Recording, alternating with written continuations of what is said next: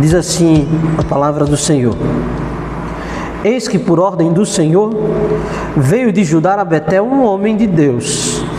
E Jeroboão estava junto ao altar para queimar incenso. Clamou o profeta contra o altar, por ordem do Senhor, e disse: altar, altar, assim diz o Senhor, eis que um filho nascerá à casa de Davi, cujo nome será Josias, o qual sacrificará sobre ti os sacerdotes dos altos que queimam sobre ti incenso, e ossos humanos se queimarão sobre ti. Deus, naquele mesmo dia, deu um sinal dizendo: este é o sinal que o Senhor falou, eis que o altar se fenderá e se derramará a cinza que há sobre ele. Tendo o rei ouvido as palavras do homem de Deus, que clamava contra o altar de Betel, Jeroboão estendeu a mão de sobre o altar, dizendo: prendei-o. Mas a mão que estendera contra o homem de Deus secou e não se podia recolher. E o altar se fendeu, a cinza se derramou do altar, segundo o sinal que o homem de Deus apontara por ordem do Senhor. Então disse o rei ao homem de Deus: implora o favor do Senhor teu Deus e ora por mim, para que eu possa recolher a mão. Então o homem de Deus implorou a favor do Senhor, e a mão do rei se lhe recolheu e ficou como dantes. Disse o rei ao homem de Deus: vem comigo a casa, fortalece-te, e eu te recompensarei. Porém o homem de Deus disse ao rei: ainda que me desses metade da tua casa, não iria contigo, nem comeria pão, nem beberia água neste lugar, porque assim me ordenou o Senhor pela sua palavra, dizendo: não comerás pão, nem beberás água, e não voltarás pelo caminho por onde foste. E se foi por outro caminho, e não voltou pelo caminho por onde viera a Betel. Até aqui, meus irmãos, a leitura da palavra do Senhor. Ontem nós falávamos daquele momento ali que antecedeu a Primeira Guerra Mundial. E falávamos ali daquele uniforme do exército da França, que era muito característico da época, nos seus tons vermelho e azul. Acontece que ainda em 1914 havia um grande debate entre os principais militares da França, tentando entender qual era a necessidade de manter aquele padrão. E a grande razão disso é porque muitos achavam que aquele uniforme era muito chamativo para a guerra moderna. No meio de tantas, houve um acidente. O ministro da Defesa, semelhante ao que seria o ministro da Defesa, o responsável pelo exército da França na época, sofreu um acidente onde um piloto desadvertidamente pousou o avião por sobre ele, e ele precisou ser substituído. Só que essa substituição causou para a França um certo retrocesso, porque ele era um dos maiores defensores da mudança e da necessidade daquele uniforme. Até que, finalmente, foi aprovada uma mudança de um uniforme que fosse menos chamativo, mas só começou a ser produzido já na metade de 1914, e fato é que a França entrou na Primeira Guerra Mundial usando os seus trajes antigos. O resultado é, meus irmãos, como vocês devem esperar, que um soldado francês ele conseguiria ser visto com muita antecedência e a muita distância a mais do que os outros soldados, e eles eram alvos mais fáceis. A razão disso é: imagine, você está no meio de um campo de batalha e de repente pula um galo de campina na sua frente, e ele está lá trajando um chapéu vermelho, está trajando uma calça vermelha, e aquelas cores eram facilmente identificadas a muita distância. Ainda na Primeira Guerra Mundial, o principal equipamento que se utilizavam eram as artilharias e as metralhadoras. Então um observador muito bem posicionado conseguia visualizar um soldado francês a 1,2 quilômetros de distância, ao passo que ele só seria notado a cerca de 600 e 800 metros. Se você parar para pensar em toda a estratégia militar daquela época, É como se os soldados franceses tivessem o dobro de dificuldade de conseguirem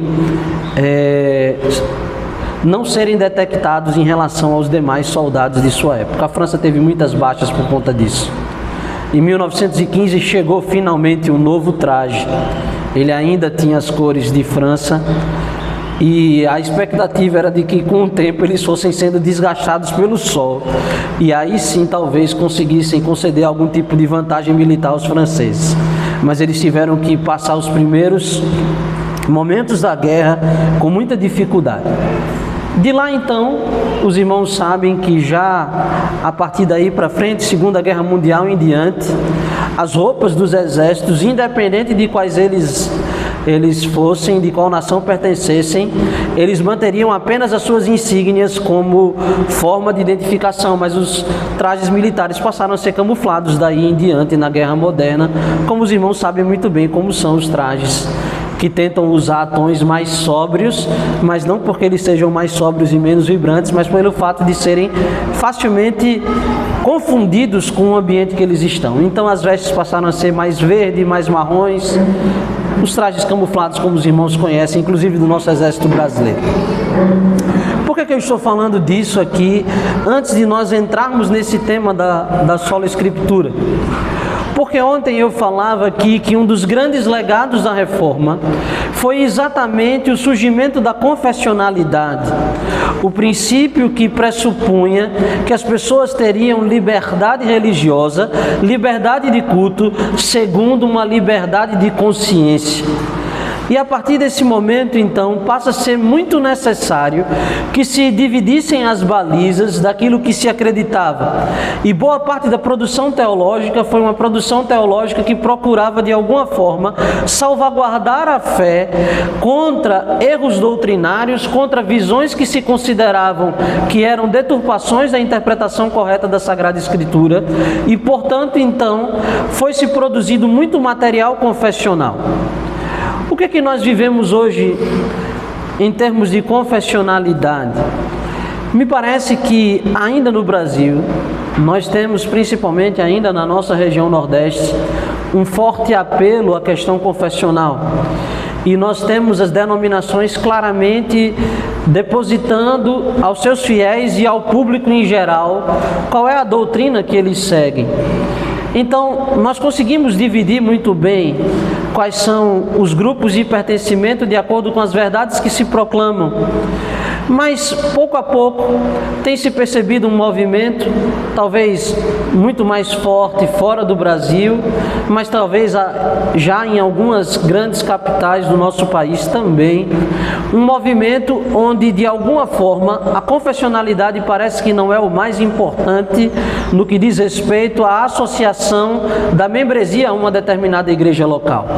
Não porque esses documentos de fé deixaram de ter a sua importância, não porque a confessionalidade deixou de ser uma marca daquilo que se crê dentro da liberdade cristã, não. Mas muito mais porque as pessoas hoje em dia talvez estejam preocupadas quando se falam em termos de filiação de membresia numa igreja local, estejam muito mais preocupadas em outras coisas do que simplesmente a questão doutrinária. Talvez o fato daquela igreja ser mais perto da minha casa, ou ter determinada programação, ter determinada estrutura, e muito do apelo que se faz hoje à membresia se diz em coisas que não tem sequer uma questão doutrinária propriamente dita. Nos Estados Unidos esse fenômeno é um fenômeno que tem entrado principalmente nas zonas rurais dos Estados Unidos, em comunidades pequenas de fé. E você diz assim, oxe, como é que nas grandes capitais, talvez do Brasil, essa coisa seja mais forte e nas regiões do interior seja mais difícil nos Estados Unidos? Isso se dá por conta que ali muitas cidades, muitas comunidades vivem sem igrejas locais, muitas igrejas morreram. E por conta da escassez muitas vezes de igrejas, os crentes daquele país têm procurado comunidades que sejam de alguma forma relevantes na vida comunitária e da sociedade, sem se preocupar necessariamente com qual denominação aquela igreja pertence. Por que eu estou tentando problematizar aqui a situação de igrejas camufladas, se eu puder chamar assim, meus irmãos? Porque, entendam uma coisa, Carl Trueman defende num livro chamado Imperativo Confessional de que todo pastor tem uma confissão. Todo pastor tem suas convicções teológicas. Toda igreja tem a sua base doutrinária e as suas convicções doutrinárias. O fato é que isso se torna um imperativo porque todos possuem uma convicção de fé. A grande questão é que nem sempre ela é explícita. Muitas vezes ela está camuflada. E em algumas igrejas ela está simplesmente no escrutínio secreto da mente do pastor. E uma vez que essa confissão não se torna pública, ela foge do escrutínio do público. E não sendo pública, o pastor pode mudar a igreja, mudar a perspectiva doutrinária, mudar as suas próprias convicções e levar a igreja a mudanças que sequer a igreja ficou sabendo, porque aquilo ali acontece simplesmente no escrutínio da sua própria mente. Então, se o pastor muda de opinião, a igreja do dia para a noite muda de opinião.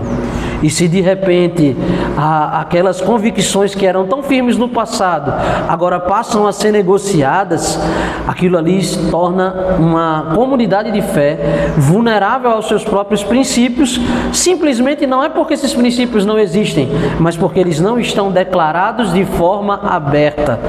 E assim, portanto, isso traz um risco muito grande para a igreja. Por que eu falo disso? Porque quando nós falamos de igrejas que não são confessionais, inevitavelmente elas estarão sujeitas a quem detém o poder nessas igrejas do ensino, o poder de decisão e o poder de trazer essas informações para o público, mesmo que isso não seja de forma declarada. O que é importante para o crente que vive na igreja, no seu exercício de fé, em meio a todas essas coisas? E eu penso que isso vai ser muito importante para qualquer seja o cristão, membro de uma igreja, seja ela confessional ou não. Os crentes dos nossos dias, vivendo numa era de uniformes camuflados, eles devem estar atentos e devem ser capacitados e habilitados a verificar em qualquer comunidade de fé a que ele pertença, se aquela comunidade de fé possui as marcas de uma verdadeira igreja. Digamos que estivéssemos falando de uma situação de fronteira, onde em determinada cidade ou em determinada região, o crente não teria possibilidade sequer de escolher uma comunidade de fé, porque naquele lugar só existe aquela comunidade de fé. Como é que ele vai poder avaliar se aquela igreja é uma igreja saudável, se aquela igreja é uma igreja que possui as marcas de uma verdadeira igreja? Portanto, meus irmãos, ainda que as balizas não estejam muito bem definidas, ainda que o pastor não tenha trazido à baila para que seja debatido com todos de forma pública a sua confissão doutrinária, ainda assim se faz necessário que a igreja possua em sua membresia a capacidade daquilo que nas Escrituras se chama de provar os profetas. É necessário que seja possível ao crente comum, pelo exercício do conhecimento da palavra de Deus, pelo manuseio da Escritura Sagrada, poder discernir se aquilo que está sendo ensinado, se aquilo que está sendo vivido naquela comunidade de fé, de fato, pertence a uma realidade bíblica ou não. Por que nós estamos falando da Bíblia? Por que precisa ser a Bíblia o escrutínio daquilo que vai dizer para mim e para você, como tribunal final de apelação, se algo é correto ou incorreto? Porque é exatamente isso que a reforma veio trazer. Não é que durante o período medieval, meus irmãos, não houvesse um apreço pelas Escrituras. Os teólogos medievais possuíam um forte apreço pelas Escrituras. Havia uma visão de que a palavra de Deus era a palavra de Deus como autoridade, e sua autoridade residia no próprio Deus e na inspiração do Espírito Santo. Na verdade, se não fosse assim, dificilmente os reformadores conseguiriam a seu tempo defender a importância das Escrituras Sagradas. Mas pelo fato de que a igreja ao longo de todos os séculos durante a Idade Média já havia defendido a autoridade das Escrituras, é que o apelo dos reformadores foi tão forte de reivindicar mais uma vez que somente as Escrituras fosse o tribunal final daquilo que é de fato fato verdade ou não, porque já havia um entendimento, tanto da comunidade de fé, como também dos teólogos medievais, de que havia uma autoridade singular nas Escrituras Sagradas. Qual é o ponto? O ponto é, meus irmãos, de que no meio de tudo aquilo dali, a Igreja Romana começou a inserir dentro do seu bojo outras coisas além da própria Escritura Sagrada. E isso fica muito evidente nas respostas que a Igreja Católica deu às 95 teses de Lutero e depois naquilo que foi promulgado pelo Concílio de Trento. Porque ali há uma defesa sistemática de uma autoridade papal. E a autoridade papal passou a ser defendida como sendo aquela única regra de fé que deveria sim trazer a interpretação final das Escrituras. As doutrinas de inerrância e infalibilidade papal, a necessidade de estar submisso à interpretação do Papa das Escrituras Sagradas, para que você não fosse um herege, passou a ser uma grande defesa contrária àquilo que Lutero estava propondo ali nas suas 95 teses. E não apenas isso, embora você tivesse Agostinho de Hipona, Tomás de Aquino, Hugo de São Vito, seus discípulos mais diretos, defendendo o tempo todo de que a autoridade das Escrituras ela não estava em pé de igualdade das demais outras autoridades que se pudesse trazer de qualquer ensino da própria Igreja, nós vamos ter ali alguns problemas bem claros e eu queria apontar pelo menos alguns para que os irmãos entendam. Ainda em Tomás de Aquino, embora ele defendesse que de fato as Escrituras tinham peso singular em termos de autoridade de tudo aquilo que poderia ser dito, havia um problema na teologia tomista que fazia com que Aquino olhasse para as Escrituras Sagradas a partir de um princípio que fica muito bem estudado depois dele, que era um princípio de que havia o autor espiritual das Escrituras, mas Deus também estava usando como instrumento homens de Deus, vocacionados como profetas para a preparação da Escritura Sagrada. Ou seja, existe o autor, Espírito Santo, o autor, portanto, é divino das Escrituras, mas existia também a autoria humana, que emprestava às Escrituras Sagradas o estilo, a linguagem, a forma de poder se expressar com as suas próprias características. O problema é que Aquino olhava nessa possibilidade de um autor humano está ali sendo inspirado por Deus para escrever nas Escrituras, a possibilidade de que determinadas frases daquele autor, determinadas falas daquilo que ele colocava ali, pudesse estar sujeito a múltiplas interpretações. Enquanto você vai ver Agostinho, Hugo de São Vito, outros autores daquela época insistindo que, apesar de você ter uma dupla autoria, o autor humano está sujeito à autoridade divina e, portanto, aquilo que ele escreve, mesmo que respeitado o seu estilo e suas ideias, é aquilo que o Espírito Santo quis.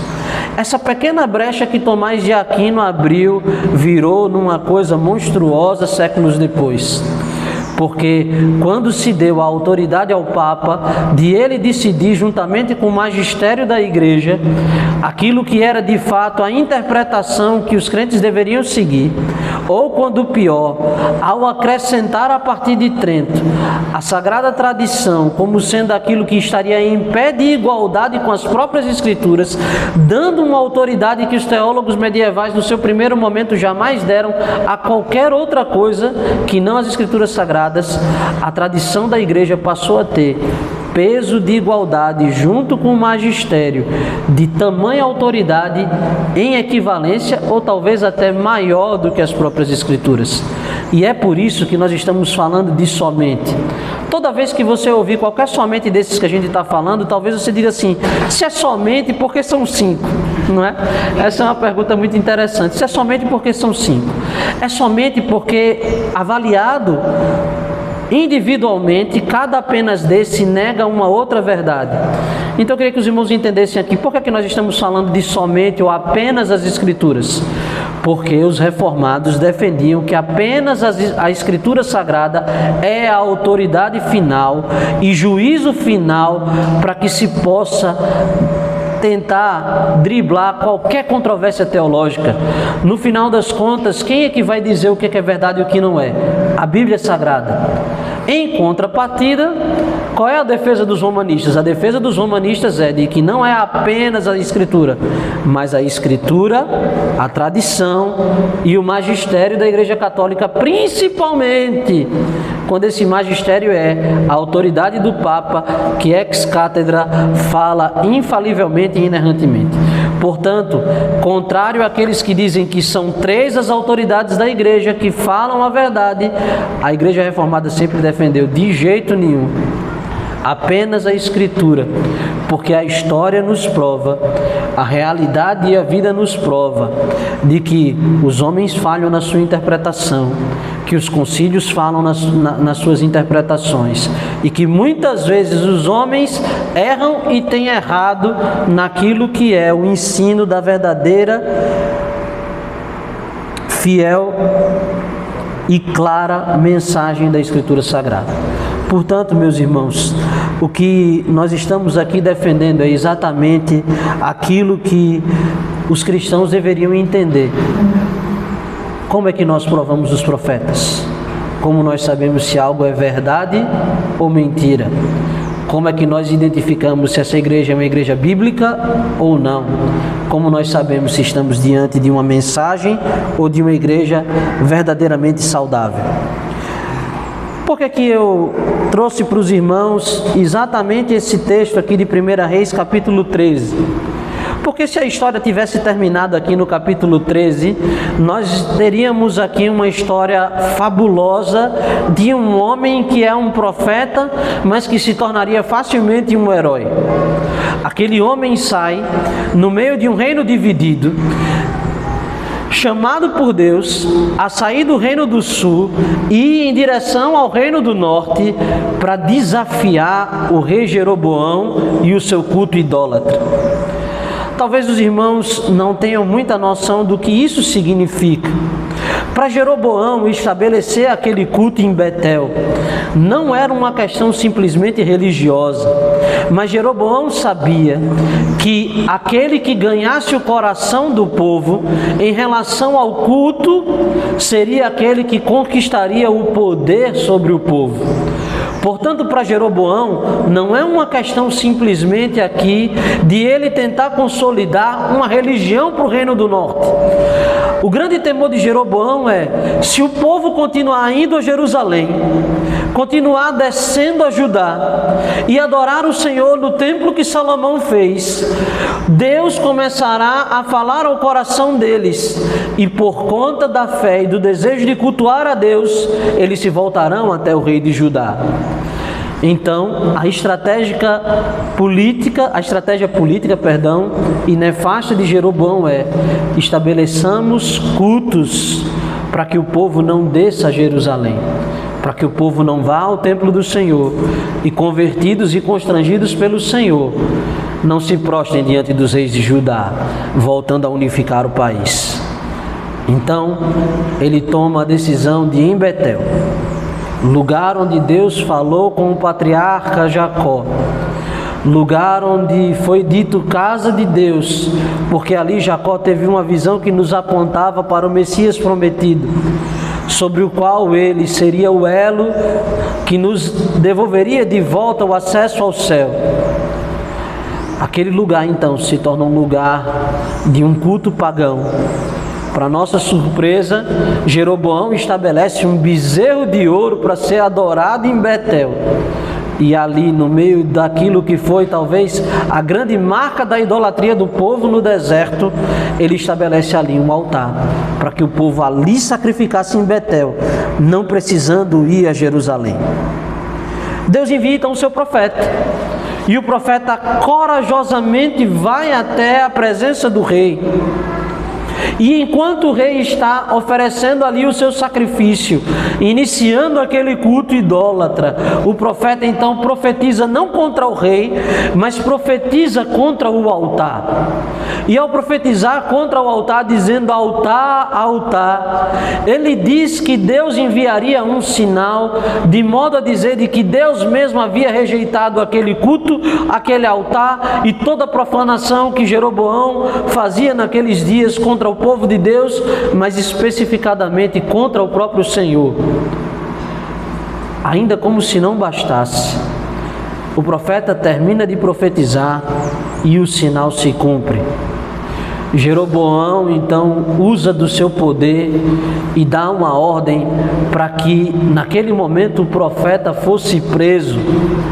E talvez você imagine a cena: o profeta chega, tumultua toda a festa, todo aquele processo inicial de consagração daquele altar. O rei então dá ordem de prisão a ele, mas naquele momento agora o Deus que por sua palavra, pelo sinal que confirmava a palavra do profeta como palavra de Deus, mas agora por meio de um milagre, ele opera e testifica a sua palavra diante do rei e de todos que estavam naquele culto idólatra.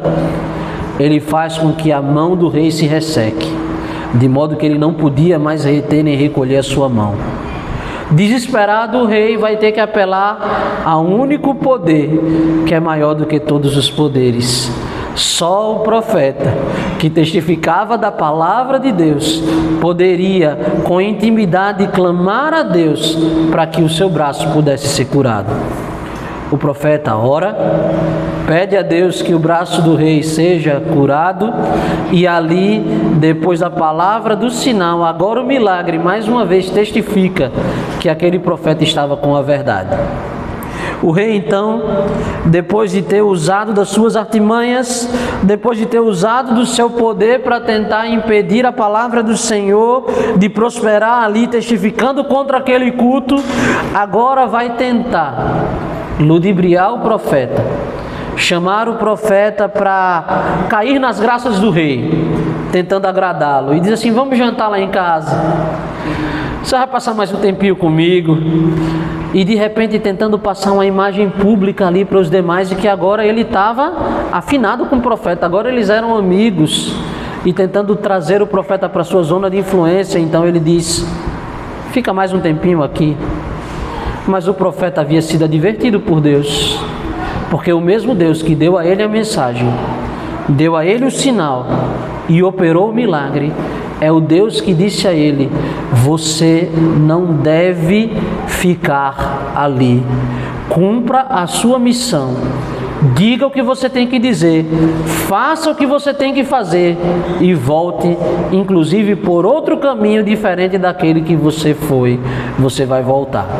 O impressionante dessas histórias, meus irmãos, é que embora o rei ameaçasse aquele homem com ameaças de morte e depois com subornos, aquele homem não cede nem ao positivo nem ao negativo.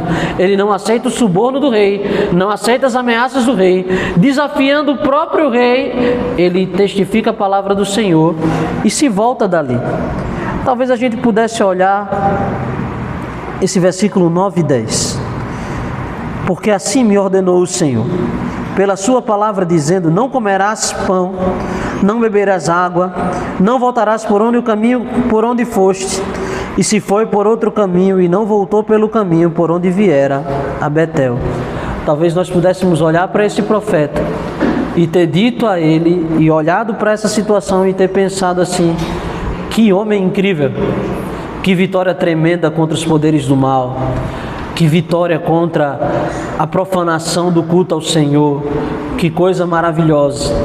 Mas as Escrituras Sagradas vão nos dizer que, embora muitas sejam as nossas vitórias, elas não são garantias de que venceremos sempre, de que estaremos sempre prontos. E na história desse profeta vai haver um outro profeta, e eu queria chamá-los aqui a progredirmos na nossa leitura a partir do versículo 11 em diante. Você fechou sua Bíblia? Abra de novo. Se você está com a Bíblia aí aberta, chegue comigo até o versículo 11 aí de 1 Reis 13.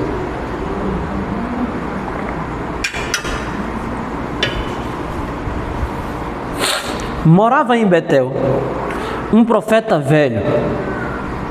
Vieram seus filhos e lhe contaram tudo que o homem de Deus fizera aquele dia em Betel.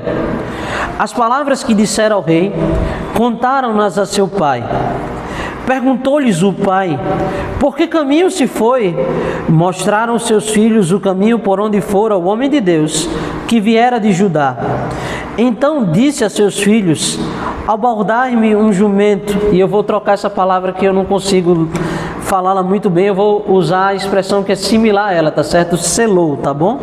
Selaram-lhe o jumento e ele o montou e foi após o homem de Deus, e achando-o sentado debaixo de um carvalho, lhe disse: és tu o homem de Deus que viesse ajudar? Ele respondeu: eu mesmo. Então lhe disse: vem comigo à casa e come pão. Porém ele disse: não posso voltar contigo, nem entrarei contigo. Não comerei pão, nem beberei água contigo neste lugar, porque me foi dito pela palavra do Senhor: ali não comerás pão, nem beberás água, nem voltarás pelo caminho que foste. Tornou-lhe ele: também eu sou profeta como tu, e um anjo me falou por ordem do Senhor, dizendo: faze-o voltar contigo à tua casa, para que coma pão e beba água. Porém mentiu-lhe. Então voltou ele, comeu pão em sua casa e bebeu água. Vou fazer uma pausa aqui, meus irmãos. Não sei se vocês entendem o que aconteceu aqui. Deixa eu tentar descrevê-lo de uma forma parafraseada, vamos dizer assim. A primeira coisa que acontece é que, de fato, a compreensão daqueles dias e daquelas pessoas é que algo diferente havia acontecido. Um poder maior do que a autoridade do rei, um poder maior do que aquilo que era o culto estabelecido pelo rei, havia surgido e tumultuado aquela festa de inauguração daquele culto pagão. E esse poder, o poder da palavra de Deus. A palavra de Deus naquele dia havia desafiado a autoridade do rei e aquele culto idólatra. E a partir daquele momento, então, aquele profeta, por meio de tudo aquilo que ele havia feito nos primeiros versículos que nós lemos aqui, passa a ser notícia.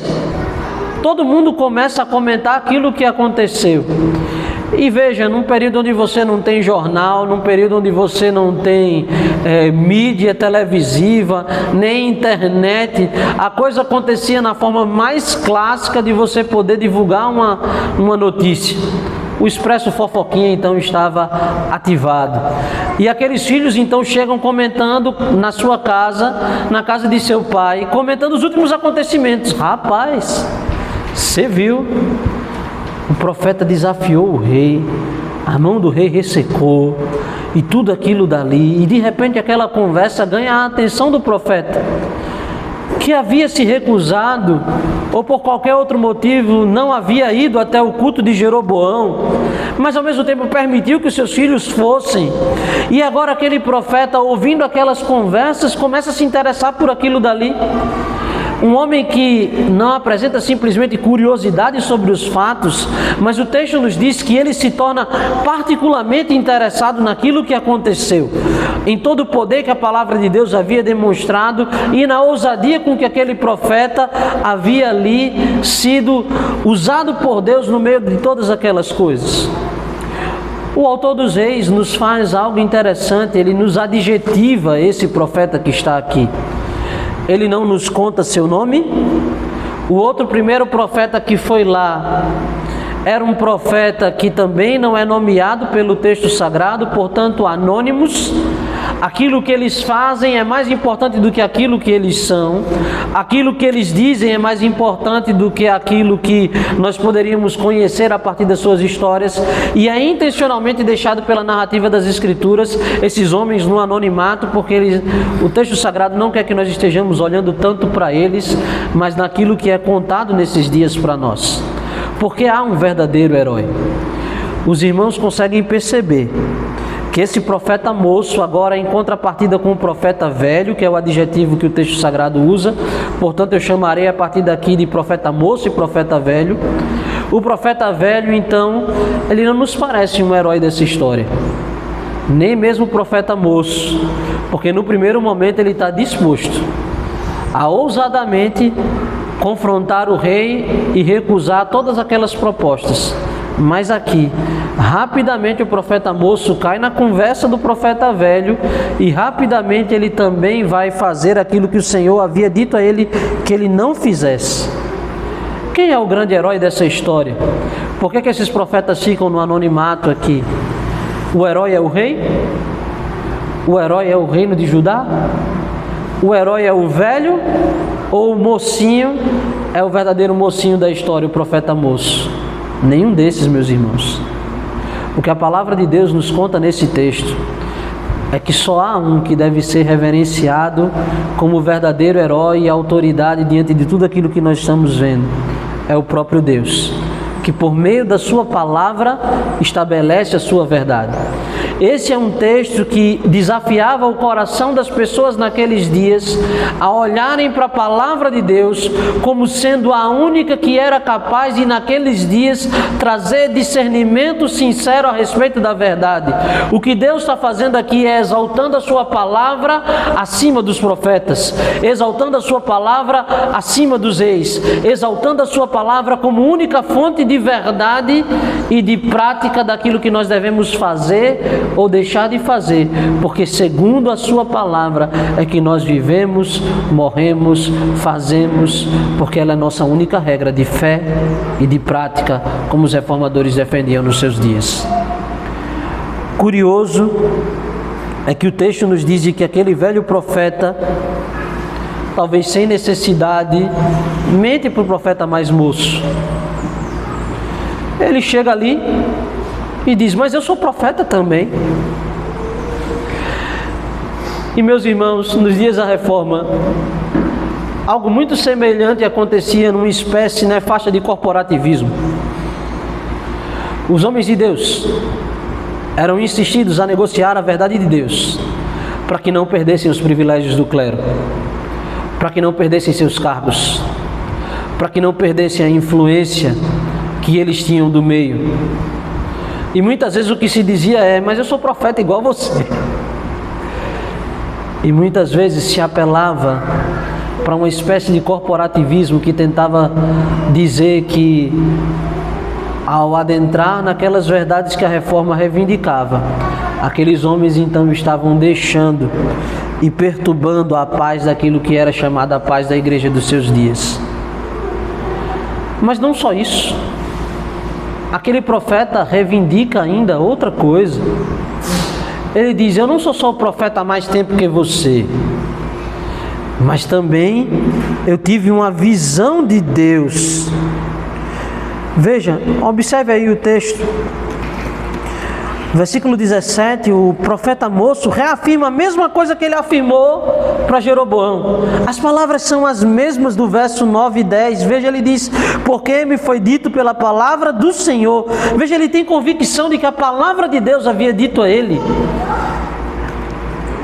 Ele vai dizer: ali não comerás pão, nem beberás água, nem voltarás pelo caminho que foste. Foi Deus quem falou com ele, e ele havia dado, através de prodígios e sinais, que aquela palavra era verdadeira. Mas o mesmo ímpeto que ele teve contra o rei, ele não teve diante daquele profeta que estava diante dele. E rapidamente aquele homem então está disposto a acreditar numa outra verdade, diferente daquilo que Deus havia dado a ele. O grande problema aqui, meus irmãos, desse profeta moço, é que ele desprezou aquilo que Deus havia dado a ele por revelação. E passa então a se deixar ser enganado por aquele profeta que argumenta não só a sua experiência religiosa, mas argumenta também que ele possui uma outra verdade, de uma autoridade diferente da autoridade da revelação. Observe que ele vai agora apelar para uma experiência mística que não diz respeito àquilo que Deus fez, mas simplesmente é um apelo a um misticismo e a uma invencionice do próprio coração dele, ao ponto de que a palavra de Deus não nos deixa enganar e diz que ele estava mentindo. Nós vamos chegar daqui a pouco a essa conclusão também, inevitável na leitura do texto. Tomou-lhe ele: também eu sou profeta como tu. E um anjo me falou por ordem do Senhor, dizendo: faze-o voltar contigo à tua casa, para que coma pão e beba água. Deixa eu dizer isso aqui para vocês, meus irmãos. Não pense que esse tipo de coisa é algo que afeta só os profetas, ou um mal que é uma doença do clero. Corporativismo, apelo à tradição, apelo a misticismo, apelo à invencionice, apelo a experiências religiosas. Você nunca viu isso e esse mesmo mal afetando e adoecendo os crentes? Será que você nunca chegou numa conversa dentro da igreja e alguém usou um grande argumento de dizer: mas pastor, a gente sempre fez assim. Ao longo de 60 anos da história dessa igreja, sempre foi assim. Por que a gente vai mexer nisso daí? Ou você nunca ouviu alguém dizendo assim: mas pastor, eu tive uma experiência com Deus. E essa minha experiência com Deus é uma experiência que é uma experiência de fé. Eu não posso negar a minha experiência com Deus. A pergunta é: fazemos o que fazemos porque sempre foi feito? Será que a tradição ou o tradicionalismo, que é a fé morta, é aquilo que é o argumento final para nós justificarmos aquilo que fazemos ou não ao nosso Deus? O nosso critério de verdade é o costume. O nosso critério de verdade é a nossa experiência com Deus. Deixa eu perguntar de forma mais direta para você. Se você tiver que pensar entre a sua experiência de fé, por mais genuína que você acredite que ela seja, ou que ela seja realmente, mas se você tiver que colocar na balança a sua experiência de fé, em contrapartida com aquilo que as Escrituras Sagradas te diz, com o que você fica? Com a verdade da palavra de Deus ou com a sua experiência de fé? Se a palavra de Deus te ensina algo diferente daquilo que é a tua experiência, eu espero que, como um crente maduro, você coloque a sua experiência, coloque o seu costume, coloque a sua vontade e o seu desejo submisso à palavra de Deus, e que a palavra de Deus seja aquilo que determina aquilo que você faz e aquilo que você deixa de fazer. Olhe mais uma vez agora para o texto sagrado. Vamos concluir essa história a partir do versículo 20. O texto diz: quase como que num flagrante, o profeta moço ainda estava comendo e bebendo na casa do profeta velho. E estando eles à mesa, veio a palavra do Senhor ao profeta que o tinha feito voltar. E clamou ao homem de Deus que viera de Judá, dizendo: assim diz o Senhor, porquanto foste rebelde à palavra do Senhor, e não guardaste o mandamento que o Senhor teu Deus te mandara, antes voltaste, comeste pão e bebestes água no lugar que te dissera: não comerás pão, não beberás água, o teu cadáver não entrará no sepulcro dos seus pais. O profeta de Judá não voltaria, a sua descendência não voltaria para ser enterrado junto do reino a quem ele servia, não teria a dignidade de ser sepultado junto aos seus pais. Por quê? Porque ele havia descumprido a palavra do Senhor. Fato curioso do texto: o velho profeta que acabara de mentir e de enganar, agora ele é usado por Deus. E do mesmo jeito que o fato de nós termos sido bem-sucedidos lá atrás e de termos vitória no Senhor, de testificar as verdades de fé, não nos isenta da possibilidade de fracasso logo depois e de repente sermos pegos descumprindo a palavra de Deus. O texto também nos diz de que aqueles que fracassaram lá atrás também não estão impedidos de repente serem usados pelo Senhor e serem chamados ao retorno às verdadeiras fontes da verdade e a serem usados por Deus na proclamação dessa verdade. Portanto, meus irmãos, nós não medimos a nossa vida de acordo com as vitórias e derrotas que nós temos de forma pessoal. Crente do Senhor Jesus Cristo, não é porque a história da igreja começou errado que ela está fadada ao fracasso. não é porque ela começou bem que nós temos a garantia de que ela vai terminar bem. A palavra de Deus nos chama a vigiarmos a nossa vida e a nossa história, quer individualmente, quer como comunidade de fé, Igreja do Senhor Jesus Cristo, para que a gente aprenda a começar bem e terminar bem. Mas começar bem e terminar bem diz respeito à submissão direta, genuína e verdadeira, sem negociar aquilo que a palavra de Deus diz. Não é o velho profeta, não é o profeta moço, é a palavra de Deus que se apresenta aqui como vitoriosa no final das contas. Depois de o profeta, a quem fizera haver comido pão e bebido água, selou então o jumento para ele. Foi-se então. E aqui, meus irmãos, deixa eu tentar ilustrar melhor aqui essa história, só como uma forma de tentar descrevê-la para vocês. Aquele profeta é pego em flagrante. De repente ele vê o profeta que mentiu profetizando e dizendo a ele que ele não vai ter o direito de voltar para a cidade de Judá e ele vai ser impedido de ser enterrado ali. O texto nos diz que ele é tomado de assalto e de surpresa. Então ele apressadamente tenta preparar o seu jumento para voltar para Judá, quase como que tentando fugir da palavra do Senhor. E ele sai dali então apressado. Mas o texto nos diz que naquele momento então, não só a palavra do Senhor, mas o juízo de Deus, como veio sobre a mão de Jeroboão, agora o juízo de Deus vem sobre o profeta moço. Olha aí o que o texto diz. Foi-se, pois, e um leão o encontrou no caminho e o matou, e o seu cadáver estava atirado no caminho, e o jumento e o leão parados junto ao cadáver.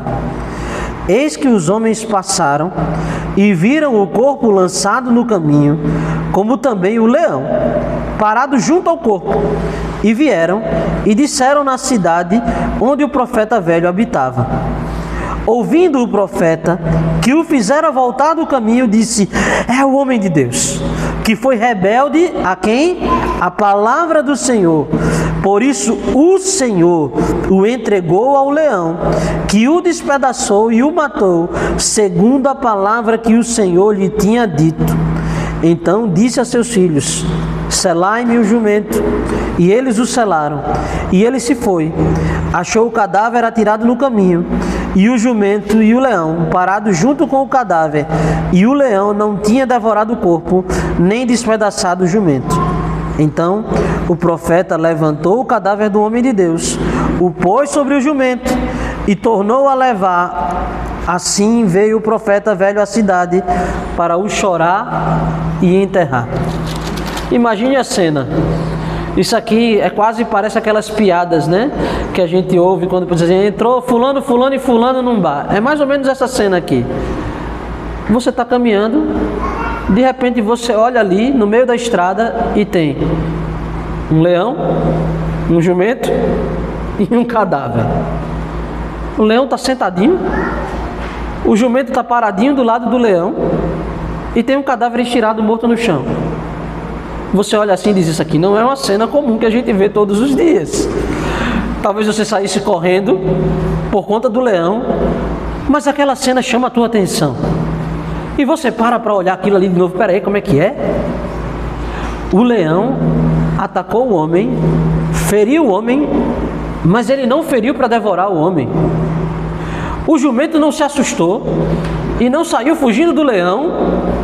O leão não comeu nem o jumento, nem o cadáver, e está aqui sentado esperando. Estão esperando o quê? Estão esperando que alguém tome uma atitude, não é? Alguém tem que recolher o cadáver. Então o leão e o jumento, obedientes à palavra do Senhor, estão aguardando que alguém tome providência. Mas o curioso é que o Expresso Fofoquinha mais uma vez entra em ação. E eles, ao invés de tomarem providência, eles voltam à cidade contando a história agora, que não era mais a história de um herói, mas era uma tragédia quase cômica. O leão e o jumento e o cadáver parados no meio do caminho. E finalmente então, o profeta do Senhor, ele diz aquilo que é a verdade de fato. Ele diz: verdadeiramente a palavra do Senhor se cumpriu, e aquele homem sofreu a punição, porque não obedeceu a palavra do Senhor, que havia dito a ele que ele não comesse e bebesse. aqui, antes de voltar até Judá. A palavra do Senhor se estabelece, ela é cumprida. O profeta vai lá agora, finalmente sai de casa e vai ver com seus próprios olhos. Chega lá e ele encontra exatamente essa cena. É curioso como muitas vezes Deus usa os próprios animais e a criação para expressar o seu juízo e executar o seu juízo contra aqueles que não temem a sua palavra. Os homens não foram capazes de obedecer a palavra do Senhor, mas os animais, a quem eles são obrigados a se sujeitarem à palavra de Deus e ao seu governo, aquele que, sendo o verbo encarnado de Deus, surpreendeu os seus discípulos: quem é esse que até o mar e o vento lhe submetem? O mestre que, dando ordem e tocando a figueira, fez ela secar no mesmo momento.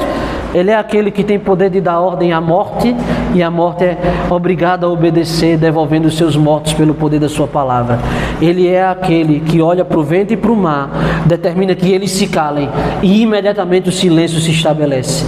Ele é aquele que, pelo poder da sua voz, veio a trazer todas as coisas à existência pelo poder da sua palavra. E embora os homens sejam rebeldes à palavra do Senhor, a palavra do Senhor se testifica como a autoridade que toda a criação, toda a criatura deve se submeter, porque Ele é aquele que manda e faz cumprir segundo a sua vontade pela sua palavra.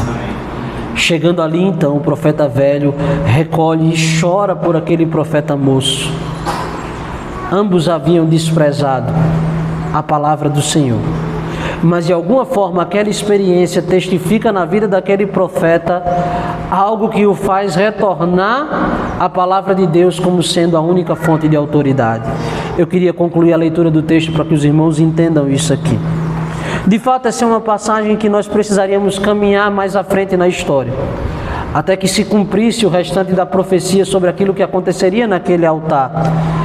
Porque a semelhança daquilo que o jovem profeta falou, haveria de subir um rei no reino do norte, no reino do sul, que voltaria até aquele altar e sacrificaria os profetas naquele altar, profanando aquele altar.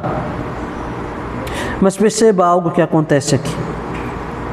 Depositou o cadáver no seu próprio sepulcro e o prantearam, dizendo: ah, irmão meu, depois de haver sepultado, disse aos seus filhos: quando eu morrer, enterrai-me no sepulcro em que o homem de Deus está sepultado. Ponde os meus ossos junto aos dele, porque certamente se cumprirá o que por ordem do Senhor clamou contra o altar que está em Betel e contra todas as casas dos altos que estão nas cidades de Samaria. Sem a gente abrir outro texto da Escritura, porque eu já me estendi demais aqui. Mas o que acontece aqui, meus irmãos, é o seguinte: a profecia se cumpriria quando os falsos profetas fossem finalmente sacrificados e queimados naquele altar. O fato dos ossos daqueles profetas serem queimados profanariam o altar, mas também seria um testemunho de Deus de que aqueles profetas eram falsos, por isso eles estavam sendo queimados ali. O velho profeta então, ele entende e ele diz: vai se cumprir segundo o que o homem de Deus profetizou. E naquele momento então ele coloca a sua única fonte de esperança de que ele não fosse tido em conta segundo os outros falsos profetas ali de Betel. Ele toma em conta a palavra daquele profeta moço e diz: só há um jeito de nós escaparmos, só há um jeito de eu obter misericórdia, se eu estiver junto desse profeta moço. Então ele diz assim: não enterre meus ossos em qualquer lugar, enterre os meus ossos juntos daquele profeta moço, porque vai se cumprir. Aquele homem volta a crer na palavra do Senhor como fonte fiel e definitiva da autoridade de Deus sobre a sua vida. O texto das Escrituras vai nos dizer que muito tempo depois essa profecia se cumpre. Se levanta rei sobre Judá, aquele altar vai ser destruído e os falsos profetas vão ser queimados naquele altar, profanando definitivamente aquele altar. Só que o texto nos diz que quando o rei chega, ele encontra uma cova ali perto. E ele diz: que sepulcro é esse? Ele diz: esse sepulcro, onde está enterrado o homem de Deus e o velho profeta. E ele diz: nesses daí não mexa. Esses profetas aí não vão ser queimados junto ao altar. E a única fonte de salvação para esse profeta, o velho profeta, é porque ele passou a crer na palavra do Senhor. Por que esse texto foi deixado para mim e para você nas Escrituras, sem sequer a gente saiba o nome do velho ou do profeta novo? Versículo 33 e 34 nos diz como é que nós devemos interpretar essa história. O texto termina dizendo: depois dessas coisas, Jeroboão ainda não deixou o seu mau caminho. Veja, o profeta velho creu na palavra de Deus. E ele entendeu que a palavra de Deus se estabeleceu. Mas mesmo depois de todos esses acontecimentos, existia no coração do rei uma profunda e deliberada vontade de não se submeter à palavra de Deus. E ele diz aqui, para o nosso espanto, ainda assim não deixou o seu mau caminho. Meus irmãos, a palavra de Deus, com toda a autoridade e poder que ela tem, muitas vezes ela encontra resistência nos corações humanos, porque sem a ação do Espírito Santo, essa palavra não produz verdade e vida na nossa vida. O rei Jeroboão permaneceu nos seus maus caminhos. E o texto então termina dizendo assim: antes, de entre o povo, tornou a constituir sacerdotes para lugares altos, a quem queria consagrar para sacerdote dos lugares altos. Isso se tornou o quê? Em pecado a casa de Jeroboão, para destruí-la e extingui-la da terra. Jeroboão, a partir desse momento, se torna o paradigma da idolatria de Israel, de todo aquele que não se submete à autoridade das Escrituras e constitui um culto e sacerdote segundo o seu bel prazer, porque a marca da falsa igreja é exatamente aquela que não está submetida à palavra de Deus como a sua regra de autoridade de vida. Homens que constituem cultos e sacerdotes segundo o seu bel prazer. Homens que se autoproclamam pastores, lideranças que se autoproclamam e impõem sobre si mesmos as mãos, reivindicando a autoridade divina sobre pretexto humano. E fazem isso com grande erro sobre a sua própria vida e seu coração, mas também levam a muitos nos seus descaminhos. O texto nos diz que se Jeroboão tivesse pecado, aquilo seria destruição para ele e para a sua casa, mas foi muito além disso, porque ao se precipitar pelo caminho do engano e do erro, ele levou a nação juntamente consigo. Esse é o perigo, meus irmãos, quando qualquer autoridade, seja ela política, eclesiástica ou em qualquer nível que seja, inclusive de nós, como pais, aos nossos filhos, quando a autoridade se corrompe, quando o culto da idolatria se propaga, quando a palavra do Senhor é esquecida, nós precipitamos aqueles que estão debaixo da nossa autoridade também em descaminhos, fazendo com que eles possam vir a grande mal. Qual é o grande alerta que Deus deu ao reino de Judá e de Israel naqueles dias? Povo meu, se vocês quiserem viver verdade e vida, a única esperança de salvação para vocês é se vocês estiverem atentos à minha palavra e a ouvir a minha voz. Não deem lugar ao corporativismo. Não ouçam simplesmente a autoridade daqueles que reivindicam autoridade que não têm. Não se guiem pelas experiências místicas ou religiosas. Não se guiem por qualquer tipo de experiência que reivindique qualquer autoridade que não seja a autoridade da palavra de Deus. Portanto, meus irmãos, o nosso chamado ainda hoje é que possamos mais uma vez entender de que as marcas da verdadeira igreja é uma igreja que verdadeiramente é bíblica, que fielmente expõe as Sagradas Escrituras. Qual o desafio para a igreja do Senhor e para o povo de Deus? Todo crente precisa ser habilitado e bem habilitado nas Escrituras, para que ele possa saber discernir os seus dias, porque os dias são maus, para que eles possam também aprender a provar os profetas, crendo e testificando se aquilo que se fala é a verdadeira palavra de Deus ou não. Somente as Escrituras.